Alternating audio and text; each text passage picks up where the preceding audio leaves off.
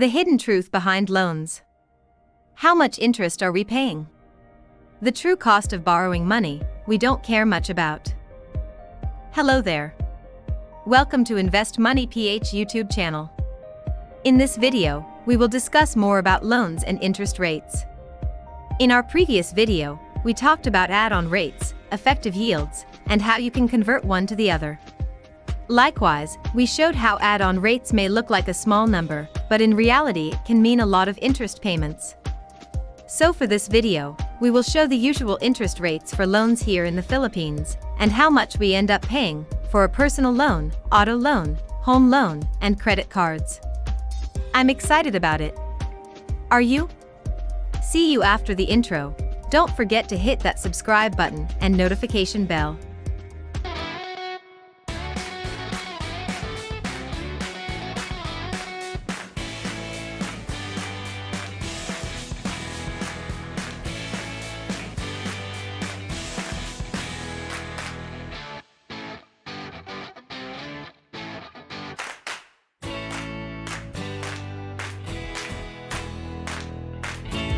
Okay, we're back.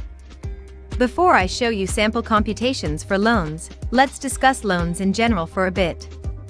Loans are not necessarily bad, but one has to use it to his or her advantage. Meaning, don't just get a loan for a whim, or something that loses value over time. Use it for investments, for money-generating activities such as a business, and for purchasing assets. For big asset purchases, loans can be the financial muscle you need. Imagine, you need to buy a car worth 1 million pesos. If you religiously save 25,000 a month, it will take you 40 months, or more than 3 years to save up for that dream car. By then, it must have changed its looks, or it already looks old and outdated, or it's now more expensive due to inflation and annual price increase. It also takes a ton of EQ for you to wait for 3 years for that dream car, seeing it every day and experiencing the struggles and stress of daily public commute. If you're like that, willing to wait and save up, well, very good for you. But another way is to take out an auto loan so you can enjoy the car, right here, right now. But you have to be ready for a down payment and to spend the next 5 years repaying the auto loan, plus interest.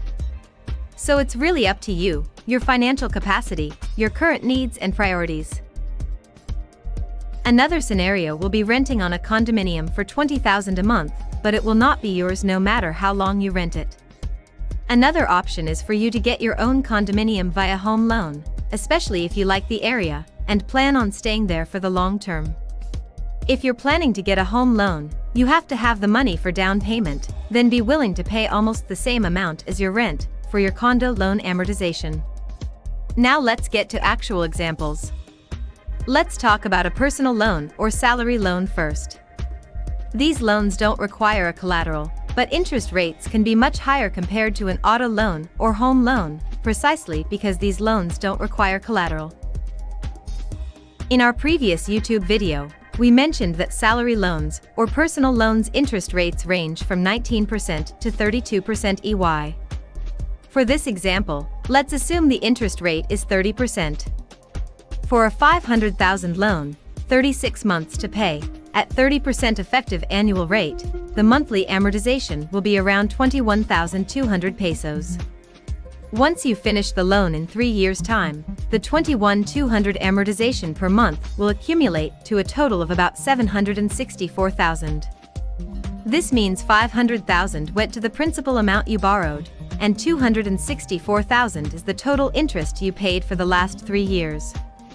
Now, you see how much interest you paid, just to get the 500,000 outright. So you better make sure you use that loan very, very wisely. Next example is an auto loan. Say a Ford Everest, worth 1.7 million pesos perhaps.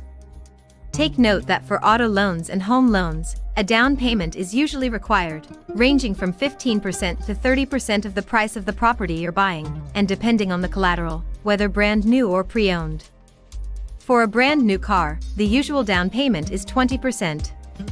If you can put up a higher down payment, the better, since you end up borrowing a less amount and paying much less interest.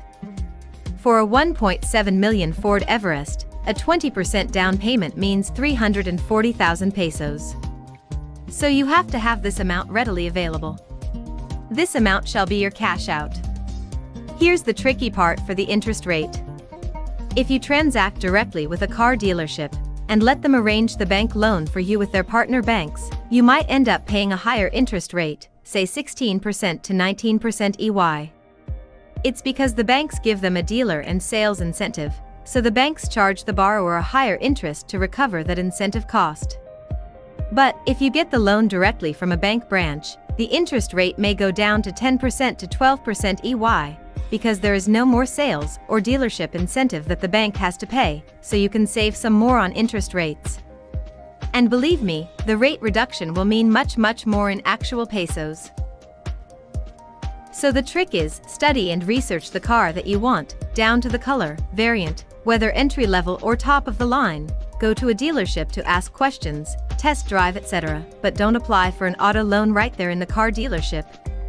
Once you have decided, go to your preferred bank branch and apply for an auto loan there. So say you're hard-headed and got a loan via car dealership, and your interest rate is 19%. The loan amount shall be 80% of 1.7 million, since you're paying the 20% as cash out down payment. 80% of 1.7 million is 1.36 million. At 19% EY, for 60 months, the total amortization is almost 35,300 pesos. Total repayments for the next 5 years shall accumulate to 2,116,000. See, it's even much bigger than the value of the car, which is 1.7 million only. Total interest you paid is 756,000 pesos. This does not yet include the cost of insurance, preventive maintenance checkup, fuel, parking fees, etc. All that for a convenience of having a car. But say you went to a bank branch instead and got the auto loan for 12% EY instead of 19%. The amortization shall be less at 30,200 a month, and your total payments for 5 years will only be 1,815,000. Of course, it still comes out bigger than the value of the vehicle, 1.7 million, and the amount of your loan, 1.36 million, but that's the reality of loans. It costs interest, much interest, so again, you better be prepared to do your loans right. Now for home loans, what I can tell you is that bank financing generally offers a lower interest rate compared to in-house financing with the property developer, so as much as possible, get the home loan from a bank. Our example will be a 2.1 million condominium unit, plus 900,000 parking slot, so you have a parking slot for your Ford Everest, right? That will be a total of 3 million pesos. Since this is a pre-selling unit, you have 48 months to build up your down payment of 8,300 per month. 8,300 multiplied by 48 months totals around 600,000 as down payment. The balance shall be for bank financing after 4 years. Come year 4, the condo unit is ready for turnover. Are you excited?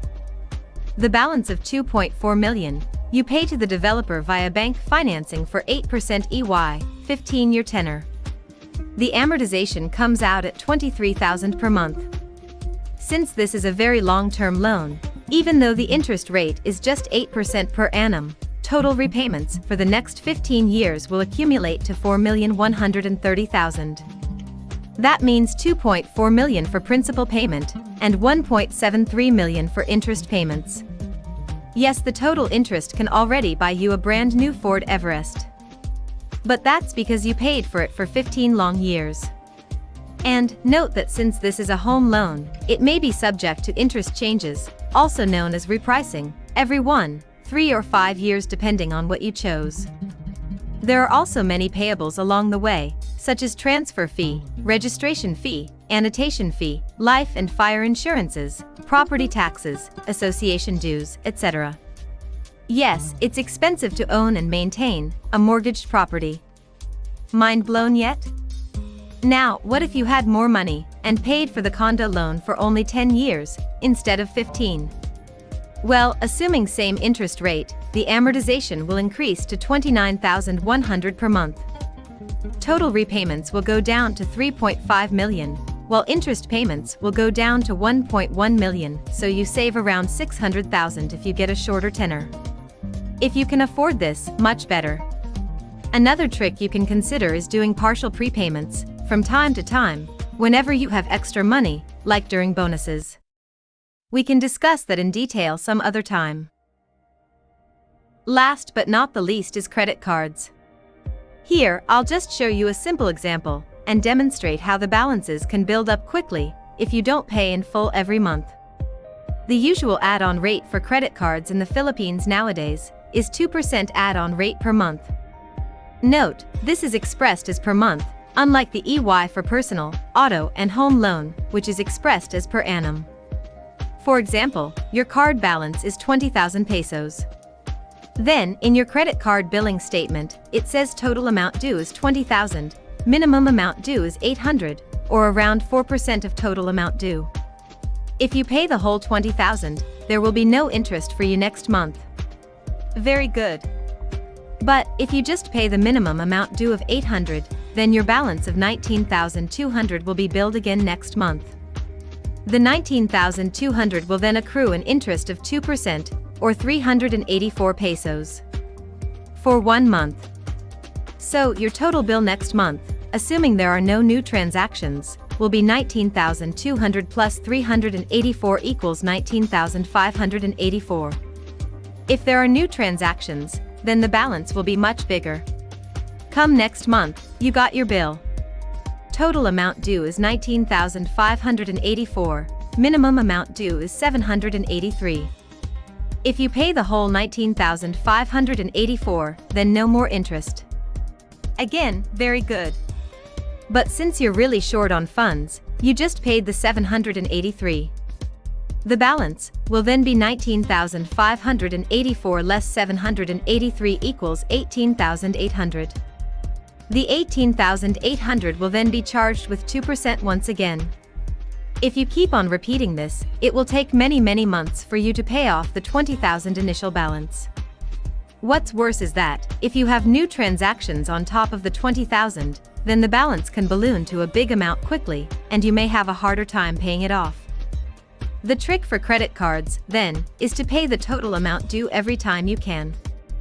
Don't just pay the minimum amount due, because doing so will incur you interest of 2% AOR, equivalent to 24% per annum. And we're done. Some final words. I hope you found our discussion informative and helpful in your financial decisions. Next time, I hope you are more mindful of the interest rates of your credit cards and loans, and you are now more careful in getting a new loan. Think about it more prudently, and only get loans when you really need them, ideally for investments or asset purchases. Visit our website, www.investmoney.com.ph, to read more about credit cards and loans. Just click the link in the description. Lastly, don't forget to subscribe to our YouTube channel, okay? Just click the subscribe button.